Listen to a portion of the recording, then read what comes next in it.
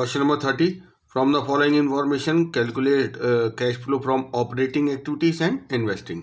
तो यहाँ पे हमें ऑपरेटिंग और इन्वेस्टिंग दोनों एक्टिविटीज में होने वाले कैश के इनफ्लो और आउटफ्लो को पता करना है। तो देखिए सबसे पहले सरप्लस दिया है, ओपनिंग और क्लोजिंग बैलेंस, इससे हम करंट ईयर का प्रॉफिट निकालेंगे। प्रोविजन फॉर टैक्स दिया है, यहाँ से हमें करंट ईयर में कितना टैक्स प्रोवाइड किया है और कितना पे किया है ये पता चलेगा। इसके लिए हमें प्रोविजन फॉर टैक्स का अकाउंट बनाना पड़ेगा। ट्रेड पेबल्स, ये करंट लायबिलिटी है, इसमें होने वाला जो इंक्रीज और डिक्रीज है इसका ट्रीटमेंट हम operating profit before working capital changes के बाद करेंगे। करंट एसेट, इसको भी operating profit before working capital changes के बाद प्लस माइनस किया जाएगा। फिक्स एसेट, देखिए फिक्स एसेट में जो कैश का इनफ्लो और आउटफ्लो होगा वो इन्वेस्टिंग एक्टिविटी में प्लस माइनस किया जाएगा। इसके लिए हमें फिक्स एसेट का अकाउंट बनाना पड़ेगा। हमें बताया डेप्रीसिएशन करंट ईयर में 80,000 प्रोवाइड किया गया है और एक मशीन जिसकी कॉस्ट 1,05,000 है, जिस पर की डेप्रीसिएशन 65,000 प्रोवाइड हो चुका है, उसे सेल कर दिया है at a loss of 8,000। Tax paid during the year 30,000। तो देखिए यहाँ पर हमें ऑपरेटिंग इन्वेस्टिंग दोनों एक्टिविटीज दिखानी है। तो सबसे पहले हम ये जो दो अकाउंट मैंने आपको बताया, प्रोविजन फॉर टैक्स और फिक्स एसेट, इसका अकाउंट बना लेते हैं। उसके बाद हम नोट बनाएंगे और फिर कैश फ्लो स्टेटमेंट बनाएंगे। तो सबसे पहले फिक्स एसेट का अकाउंट बनाते हैं। तो ओपनिंग बैलेंस दिया है 3,25,000 और क्लोजिंग बैलेंस है 3,92,000। अब हम देखेंगे फिक्स एसेट से रिलेटेड क्या इंफॉर्मेशन दी गई है। एक तो बताया गया है कि करंट ईयर में डेप्रिसिएशन प्रोवाइड किया गया है फिक्स एसेट्स पे 80,000। देखिए जो डेप्रिसिएशन करंट ईयर में फिक्स एसेट पे प्रोवाइड किया है वो फिक्स एसेट के अकाउंट में CR होगा। ये करंट ईयर का डेप्रिसिएशन है। देखिए यहाँ पर एक्यूमुलेटेड डेप्रिसिएशन अकाउंट मेंटेन नहीं किया है, इसलिए जो एनुअल डेप है वो एसेट के अकाउंट में CR किया जाता है। इसके बाद एक एसेट बेची गई है जिसके बारे में बताया है कि उसकी कॉस्ट है 1,05,000 और इस पे डेप प्रोवाइड हो चुका है 65,000। ये देखिए जो 65,000 accumulated Depp on sold machine है, ये एसेट के अकाउंट में CR नहीं होगा क्योंकि यहाँ पर एसेट ऑलरेडी नेट वैल्यू पर है, मतलब रिटन डाउन वैल्यू पर है। एक्यूमुलेटेड डेप्रिसिएशन अकाउंट मेंटेन नहीं किया है, इसलिए एसेट रिटन डाउन वैल्यू पर है। तो accumulated Depp on sold machine asset के अकाउंट में CR नहीं होगा। अब इस एसेट को बेच दिया गया है, तो अब हम पहले कैलकुलेट करेंगे कि इसे कितने में बेचा है। तो उसके लिए हमें चाहिए WDV ऑफ मशीन सोल्ड। तो जो मशीन है जिसको बेचा गया है उसकी कॉस्ट है 1,05,000 और इस पर 65,000 डेप्रिसिएशन एक्यूमुलेट हो चुका है। इट मीन्स इस मशीन की रिटन डाउन वैल्यू है 40,000 और इसको बेचा गया है 8,000 रुपीज़ के लॉस पे। इसका मतलब इसको 32,000 में सेल किया गया है। तो ये सेलिंग प्राइस मिल गया हमें, जैसे हम एसेट के अकाउंट में CR में दिखाएंगे और जो लॉस है वो P&L में ट्रांसफ़र होता है बाय P&L 8,000। तो ये हमारा एसेट का अकाउंट कंप्लीट हो गया। यहाँ से हमें पता चलेगा कि हमने करंट ईयर में फर्दर कितने की फिक्स एसेट परचेज की हैं। ये अमाउंट हमें बैलेंसिंग फिगर में मिलेगा। तो इसके लिए देखिए क्रेडिट का टोटल करेंगे। तो देखिए क्रेडिट का टोटल आ रहा है 5,12,000, डेबिट 3,25,000 है। तो जो डिफरेंस है 1,87,000, ये हमारा फिक्स एसेट जो परचेज की है उसकी वैल्यू है। इसके बाद हम प्रोविजन फॉर टैक्स का अकाउंट बना देंगे। तो देखिए प्रोविजन फॉर टैक्स का हमें ओपनिंग क्लोजिंग बैलेंस दिया हुआ है, सबसे पहले वो लिख देंगे हम। ओपनिंग बैलेंस क्रेडिट में आएगा क्योंकि प्रोविजन फॉर टैक्स एक लायबिलिटी है। 30,000 ओपनिंग बैलेंस है और क्लोजिंग बैलेंस है 30,000। अब हम देखते हैं टैक्स के रिगार्डिंग क्या क्या इन्फॉर्मेशन दी है। देखिए प्रोविजन फॉर टैक्स अकाउंट में दो ही चीज़ों की एंट्री होती है, पोस्टिंग होती है। एक तो जो टैक्स प्रोवाइड किया गया है करंट ईयर में और दूसरा जो टैक्स करंट ईयर में पे किया गया है। तो अब हमें यहाँ पर क्वेश्चन में इंफॉर्मेशन दी है टैक्स पेड की कि करंट ईयर में 30,000 टैक्स पे किया गया है।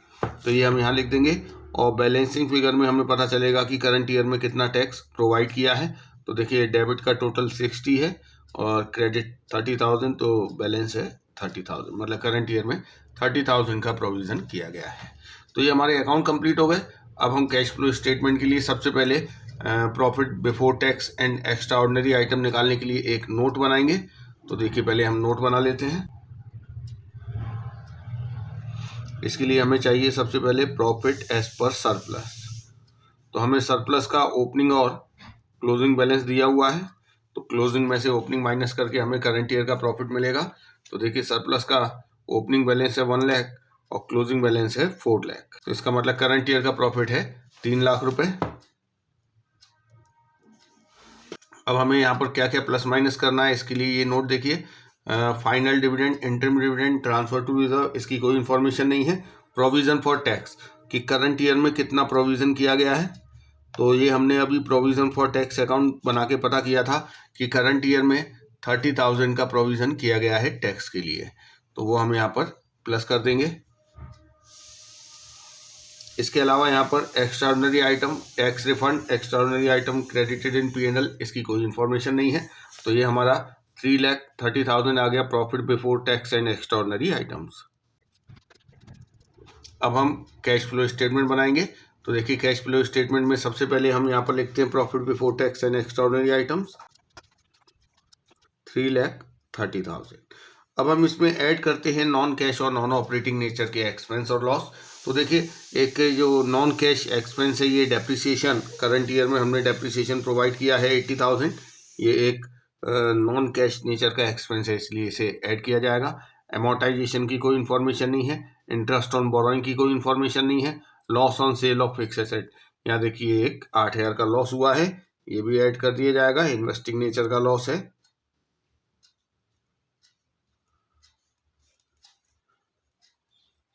इसके बाद हम माइनस करते हैं नॉन कैश और नॉन ऑपरेटिंग नेचर की इनकम और गेन, जैसे gain on sale of fix asset and investment और rental income, dividend income, interest income, इसकी कोई इन्फॉर्मेशन नहीं दी है। तो हमारा आ गया operating profit before working capital changes 4,18,000।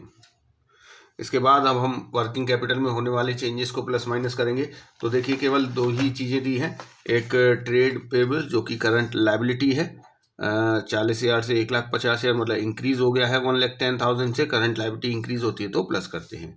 और करंट एसेट 4,60,000 से 5,20,000 हो गया, 60,000 इंक्रीज हो गया है, करंट एसेट इंक्रीज होती है तो माइनस करते हैं। तो ट्रेड पेबल्स इंक्रीज हुए हैं, करंट लायबिलिटी इंक्रीज हुई है, प्लस करेंगे। और करंट एसेट इंक्रीज हुई है, उसे माइनस किया जाएगा 60,000। तो यहाँ से हमारा 4,68,000 आ गया operating cash from operating activity.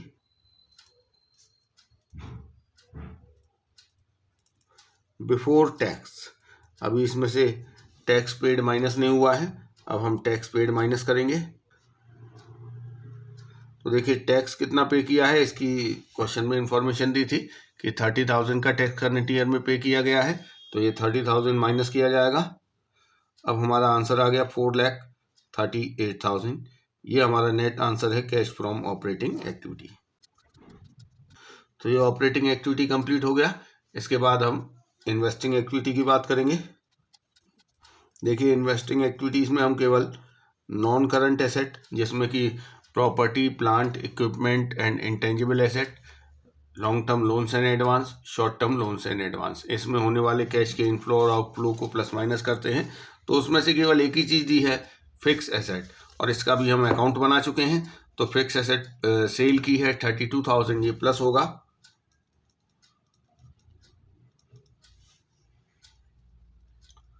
और जो फिक्स एसेट परचेज की है 1,87,000, ये आउटफ्लो है, माइनस होगा।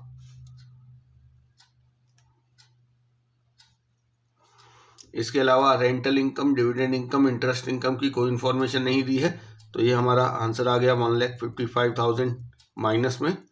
तो ये है cash used in investing activity. तो ये हो गया हमारा क्वेश्चन नंबर 30। अब हम करेंगे question number 31। From the following information calculate cash flow from operating activities and investing activities. तो यहाँ देखिए हमें सरप्लस का ओपनिंग क्लोजिंग बैलेंस दिया हुआ है, यहाँ से हमें करंट ईयर का प्रॉफिट मिलेगा। प्रोविजन फॉर टैक्स का ओपनिंग क्लोजिंग बैलेंस दिया है, यहाँ से हमें टैक्स पेड और टैक्स प्रोवाइडेड पता चलेगा, इसके लिए हम प्रोविजन फॉर टैक्स का अकाउंट बनाएंगे।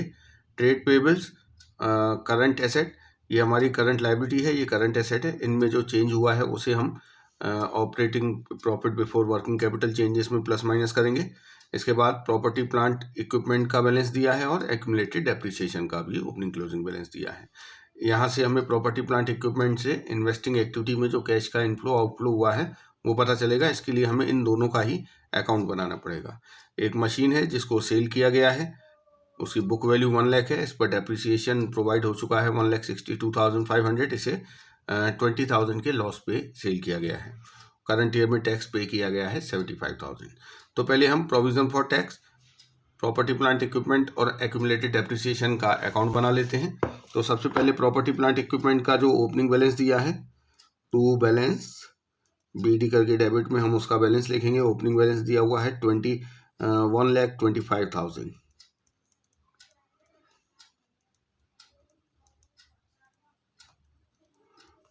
क्लोजिंग बैलेंस दिया है 23,30,000। एक्यूमुलेटेड डेप्रिसिएशन ये लाइबिलिटी है तो इसका बैलेंस क्रेडिट होगा 10,62,500। ओपनिंग बैलेंस 11 लाख इसका क्लोजिंग बैलेंस दिया है। तो देखिए प्रॉपर्टी प्लांट से रिलेटेड सेल की इंफॉर्मेशन दी हुई है, पहले हम उसे देख लेते हैं।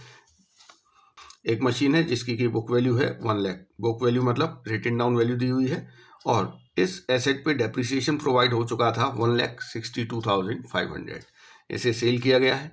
तो देखिए यहाँ पर एक्यूमुलेटेड डेप्रिसिएशन अकाउंट मेंटेन किया गया है। तो जब एक्यूमुलेटेड डेप्रिसिएशन अकाउंट मेंटेन किया जाता है तो जो एनुअल डेप होता है वो प्रोविजन फॉर डेप्रिसिएशन या एक्यूमुलेटेड डेप्रिसिएशन के CR में आता है, जो हमने करंट ईयर में डेप प्रोवाइड किया है। और जब कोई एसेट बेची जाती है तो उस बेची गई एसेट पर जो डेप्रिसिएशन एक्यूमुलेट हुआ है वो एसेट में CR होता है। ये एसेट में कहाँ से CR होता है, ये एक्यूमुलेटेड डेप्रिसिएशन में DR किया जाता है और एसेट के अकाउंट पर CR किया जाता है। तो देखिए जो एसेट हमने बेची है इस साल उस पे 1,62,500 डेप्रिसिएशन एक्यूमुलेट हो चुका था, तो उसे यहाँ से एसेट के अकाउंट में CR किया जाएगा, जिससे कि जो एसेट बेची गई है वो रिटन डाउन वैल्यू पर एलोकेट हो जाए। अब हम इस एसेट को बेच सकते हैं बाय बैंक। अब देखिए इस एसेट को बेचा कितने में गया है, इस एसेट की हमें रिटन डाउन वैल्यू ऑलरेडी दी गई है 1 लाख रुपीज़। देखिए यहाँ पर जो 1 लाख दी है ये एसेट की कॉस्ट नहीं है, रिटन डाउन वैल्यू है, इसीलिए एक्यूमुलेटेड डेप हमें माइनस करने की ज़रूरत नहीं है। अगर इन्होंने बेची गई एसेट की कॉस्ट बताई होती तो फिर हम उसका एक्यूमुलेटेड डेप एसेट की कॉस्ट में से माइनस करते, तब WDV आता। लेकिन उन्होंने कॉस्ट नहीं बताई है, रिटन डाउन वैल्यू बताई है 1 लाख, और इस एसेट को बेचा गया है 20,000 के लॉस पे। इट मीन्स इसको 80,000 रुपीज़ में सेल किया गया है।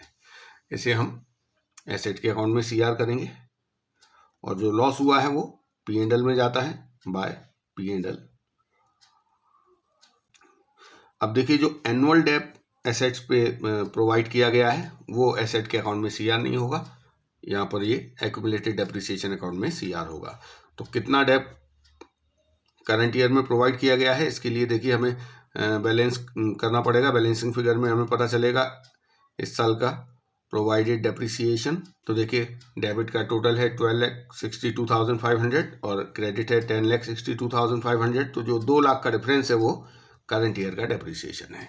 इधर प्रॉपर्टी प्लांट इक्विपमेंट के अकाउंट से हमें बैलेंसिंग फिगर में पता चलेगा कि करंट ईयर में हमने कितने का property plant equipment further purchase किया है। तो ये हमें डिफरेंस करना पड़ेगा डेबिट और क्रेडिट का। तो यहाँ देखिए 4,67,500 का डिफरेंस आ रहा है, मतलब हमने इस साल इतने का प्रॉपर्टी प्लांट इक्विपमेंट परचेज किया है। इसके बाद अब हम प्रोविजन फॉर टैक्स का भी अकाउंट बना लेंगे और पता करेंगे कि करंट ईयर में कितना टैक्स प्रोवाइड किया गया है। तो इसके लिए हमें प्रोविजन फॉर टैक्स का ओपनिंग क्लोजिंग बैलेंस दिया है 75,000 और करंट ईयर में टैक्स पेड भी बताया है 75,000। तो पहले हम ओपनिंग और क्लोजिंग बैलेंस लिख देते हैं। Balance BD 75,000 to balance CD 75,000। अब देखिए जो पे किया है वो प्रोविजन फॉर टैक्स के DR में आता है टू बैंक के नाम से, और जो प्रोवाइड किया है वो बाय P&L के नाम से आता है। अब प्रोवाइड कितना किया ये हमें नहीं बताया है, तो ये हमें बैलेंसिंग फिगर में पता चलेगा। डेबिट 1,50,000 है, क्रेडिट 75,000 है, तो जो 75,000 का डिफरेंस है वो करंट ईयर में प्रोवाइडेड टैक्स है। तो ये तो हमारा प्रोविजन फॉर टैक्स का अकाउंट कंप्लीट हो गया। अब देखिए हमें ऑपरेटिंग एक्टिविटी को सॉल्व करना है, तो सबसे पहले हमें नोट बना के पता करना पड़ेगा profit before tax and extraordinary items. इसके लिए हम नोट बनाएंगे। देखिए सबसे पहले प्रॉफिट एज पर सरप्लस के लिए हम सरप्लस के ओपनिंग और क्लोजिंग बैलेंस का डिफरेंस करेंगे। तो ओपनिंग बैलेंस 2,50,000 है, क्लोजिंग बैलेंस 10 लाख है, तो यहाँ से 7,50,000 तो हमारा प्रॉफिट एज पर सरप्लस हो गया। अब हम इसमें क्या क्या प्लस माइनस करते हैं, इसके लिए मैं आपको ऑलरेडी एक नोट बता चुका हूँ। अब देखिए final dividend, interim dividend, transfer to reserve, इसकी कोई इन्फॉर्मेशन नहीं है। Provision for tax, provision for tax में हमने अभी प्रोविजन फॉर टैक्स का अकाउंट बनाया था, वहाँ से हमें पता चली 75,000 रुपये करंट ईयर में टैक्स प्रोवाइड किया गया है। एक्स्ट्राऑर्डिनरी आइटम, टैक्स रिफंड, इसकी कोई इन्फॉर्मेशन नहीं है, तो यहाँ से हमारा 8,25,000 आ गया profit before tax and extraordinary items. अब हम कैश फ्लो स्टेटमेंट में सबसे पहले ऑपरेटिंग एक्टिविटी के लिए profit before tax and extraordinary items लिखते हैं। अब देखिए हमें यहाँ क्या प्लस करना होता है, नॉन कैश और नॉन ऑपरेटिंग नेचर के जितने भी एक्सपेंस और लॉस हैं। तो यहाँ देखिए एक डेप्रिसिएशन है जो करंट ईयर में प्रोवाइड किया है 2 लाख रुपए, ये यहाँ पर ऐड किया जाएगा, ये एक नॉन कैश नेचर का एक्सपेंस है। इसके अलावा ये जो एसेट बेचने पे लॉस हुआ है ये भी P&L में डेबिटेड है।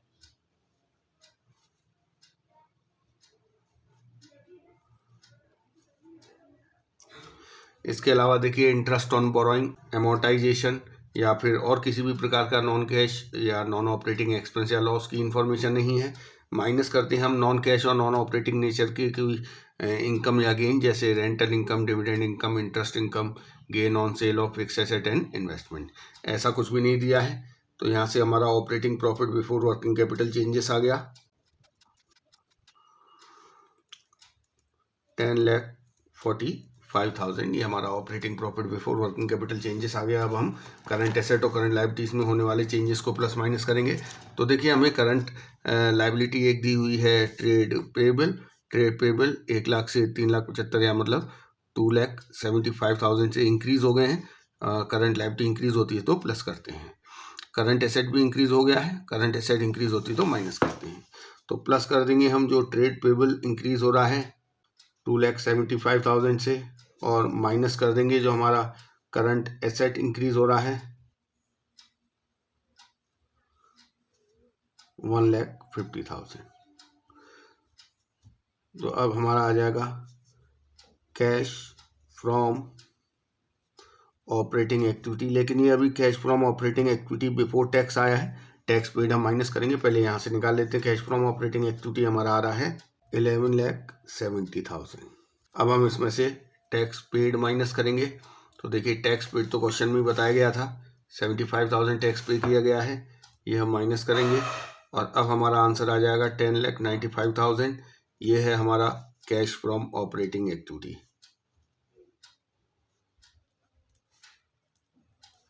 ये ऑपरेटिंग एक्टिविटी सॉल्व हो गया। अब हम इन्वेस्टिंग एक्टिविटी की बात करेंगे। अब देखिए इन्वेस्टिंग एक्टिविटी के लिए हमें केवल property plant equipment, non current investment, long term loans and advance, short term loans and advance देखना है। तो यहाँ पर केवल प्रॉपर्टी प्लांट इक्विपमेंट की इन्फॉर्मेशन दी हुई है, non current investment, long term loans and advance इसकी कोई इन्फॉर्मेशन नहीं है। तो देखिए प्रॉपर्टी प्लांट इक्विपमेंट में हमने प्रॉपर्टी प्लांट इक्विपमेंट सेल भी किया है और परचेज भी किया है। तो प्रॉपर्टी प्लांट